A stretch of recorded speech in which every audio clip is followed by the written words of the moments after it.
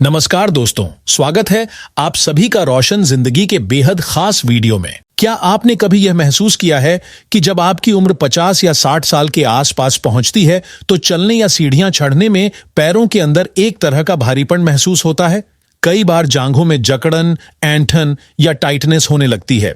कभी पैरों के अंदर हल्का कंपन महसूस होता है तो कभी ऐसा लगता है कि थोड़ी सी दूरी चलने के बाद ही पैरों में ताकत कम पड़ने लगी है। क्या यह केवल उम्र बढ़ने का असर है या फिर यह आपके शरीर में किसी जरूरी मिनरल की कमी का संकेत है? आइए समझते हैं कि ऐसा क्यों होता है और इस कमजोरी के पीछे असली कारण क्या है। साथ ही यह भी जानेंगे कि शरीर को मजबूत बनाए रखने के लिए कौन सी नेचुरल चीजें हमारे घर में ही मौजूद होती हैं जो पैरों में ताकत ला सकती हैं। सबसे पहले समझ लीजिए कि यह सिर्फ थकान नहीं है, बल्कि आपके शरीर का साइलेंट सिग्नल है कि आपकी मांसपेशियां अब पहले जितनी मजबूत नहीं रहीं। अगर अभी भी ध्यान नहीं दिया गया तो धीरे धीरे पूरा एनर्जी सिस्टम कमजोर पड़ने लगेगा। हमारे शरीर की कुल शक्ति का लगभग 40% हिस्सा मांसपेशियों में छिपा होता है। यही मांसपेशियां हमें चलने, उठने, थमने और हर गतिविधि करने की शक्ति देती हैं। यहां तक कि हमारे दिल की धड़कन और सांसों की लय भी इन्हीं पर निर्भर करती है।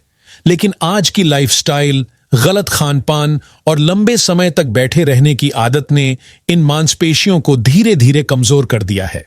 खासकर पैरों की मांसपेशियां, क्योंकि वे पूरे शरीर का वजन उठाती हैं, इसलिए सबसे पहले उन्हीं पर असर पड़ता है। तो आइए जानते हैं कि आखिर टांगों की मांसपेशियां कमजोर क्यों पड़ती हैं और इसके पीछे कौन से छिपे हुए कारण हैं जो हमारी जांघों, पिंडलियों और नसों की ताकत को धीरे धीरे खत्म कर देते हैं। अब बात करते हैं पहले कारण की, मैग्नीशियम की कमी। यह ऐसा मिनरल है जिसे मसल एनर्जी स्विच कहा जाता है। मैग्नीशियम को मसल मिनरल भी कहा गया है क्योंकि यह मांसपेशियों के सिकुड़ने और ढीला होने की प्रक्रिया को नियंत्रित करता है। जब शरीर में मैग्नीशियम की मात्रा घट जाती है तो क्रैम्प्स, झंझनाहट, कमजोरी और नींद की दिक्कत जैसी परेशानियां शुरू हो जाती हैं। वैज्ञानिक दृष्टि से देखें तो मैग्नीशियम, पोटेशियम और कैल्शियम के साथ मिलकर मसल इलेक्ट्रोलाइट बैलेंस को बनाए रखता है। जब यह संतुलन बिगड़ता है तो नर्व सिग्नल्स ठीक से ट्रांसफर नहीं हो पाते। आयुर्वेद के अनुसार यह वात दोष बढ़ने का संकेत होता है, जिससे शरीर में शुष्कता, खिंचाव और कंपन महसूस होता है। तो अब सवाल उठता है कि इस कमी को कैसे पूरा किया जाए ताकि टांगों के अंदर फिर से ताकत आ सके। इसके लिए आप अपने खाने में भुने हुए चने, रात में भीगे हुए बादाम और रोस्ट किए हुए कद्दू के बीज शामिल करें। सब्जियों और फलों में पालक, केला और नारियल पानी का सेवन करें। आयुर्वेद के अनुसार अश्वगंधा का इस्तेमाल भी बेहद फायदेमंद है। रात को दूध या पानी में 1 चम्मच अश्वगंधा पाउडर मिलाकर लेने से शरीर में मैग्नीशियम की कमी दूर होती है और नींद भी बेहतर आती है। अब बढ़ते हैं दूसरे कारण की ओर, शरीर में पोटेशियम की कमी। पोटेशियम को शरीर का एनर्जी स्टेबलाइजर कहा जाता है क्योंकि यह मांसपेशियों और नसों के बीच के संचार को नियंत्रित करता है। जब पोटेशियम घट जाता है तो शरीर में सोडियम बढ़ने लगता है, जिससे ऐंठन, थकान और दिल की धड़कन असामान्य हो जाती है। पोटेशियम का मुख्य काम कोशिकाओं के अंदर और बाहर द्रव का बैलेंस बनाए रखना है। जब यह संतुलन बिगड़ता है तो पैरों की कमजोरी और सुन्नपन महसूस होता है। आयुर्वेदिक दृष्टि से यह अग्नि और रस की कमजोरी का परिणाम है, जो भोजन के ठीक से न पचने की वजह से होता है।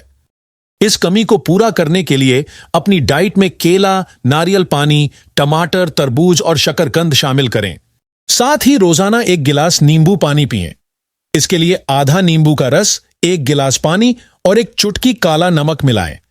यह शरीर के अंदर इलेक्ट्रोलाइट का संतुलन बनाए रखेगा और टांगों की थकान को काफी हद तक कम करेगा।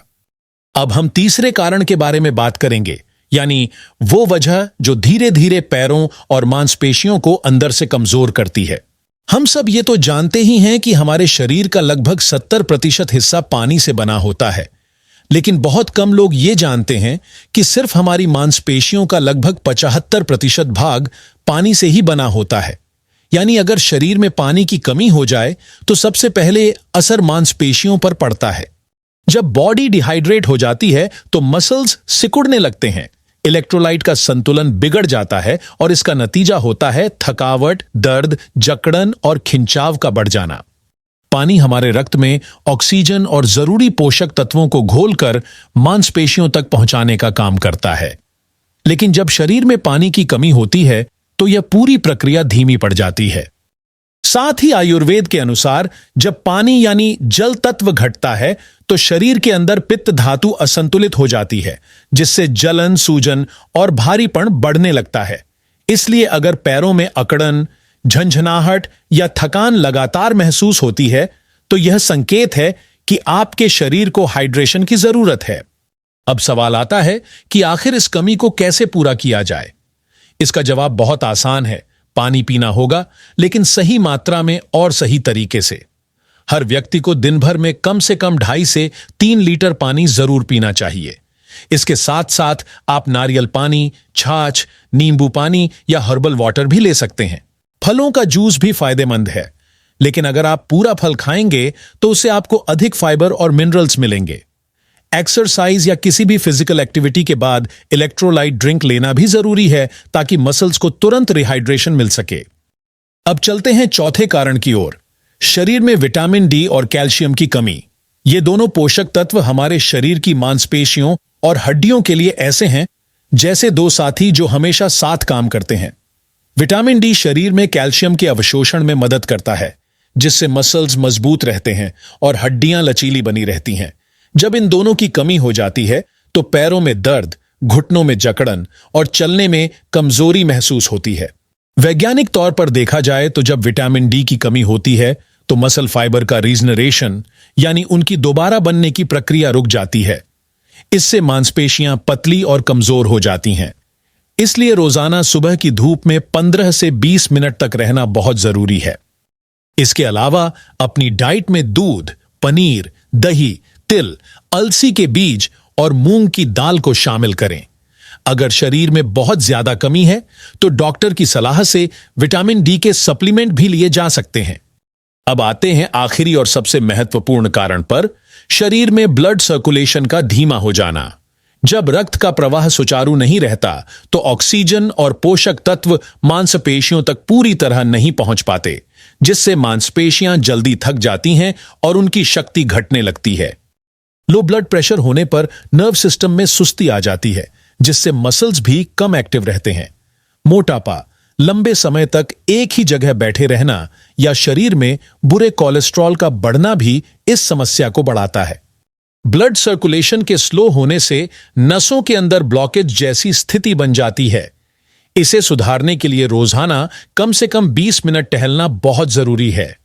इसके अलावा हर दिन टांगों को दीवार के सहारे ऊपर उठाकर 15 से 20 मिनट तक लेटना चाहिए। इससे खून का प्रवाह बेहतर होता है। सरसों का तेल, तिल का तेल या नारियल का तेल लेकर पैरों के तलवों की हल्की मालिश करने से भी सर्कुलेशन बढ़ता है। अपनी डाइट में लहसुन को जरूर शामिल करें। इसे कच्चा खाना सबसे अच्छा है, लेकिन अगर ऐसा करना मुश्किल लगे तो आप इसे शहद के साथ ले सकते हैं। इसके अलावा गिलोय का सेवन भी ब्लड प्यूरिफिकेशन और मसल एनर्जी के लिए बहुत असरदार है। तो दोस्तों, मांसपेशियों की कमजोरी कोई मामूली बात नहीं है। यह आपके शरीर की एनर्जी, नसों और पोषण की स्थिति का आईना है। अगर आप इन 5 कारणों पर ध्यान देंगे, मैग्नीशियम, पोटेशियम, पानी, विटामिन डी और कैल्शियम तथा ब्लड सर्कुलेशन, तो न केवल आपकी टांगें मजबूत होंगी, बल्कि आपका पूरा शरीर ऊर्जावान और एक्टिव महसूस करेगा। अगर आपको यह वीडियो उपयोगी लगा हो तो इसे जरूर लाइक करें, अपने दोस्तों और परिवार के साथ शेयर करें और हमारे चैनल को सब्सक्राइब करना ना भूलें, ताकि आपको इसी तरह की और भी हेल्थ से जुड़ी जानकारी मिलती रहे। धन्यवाद।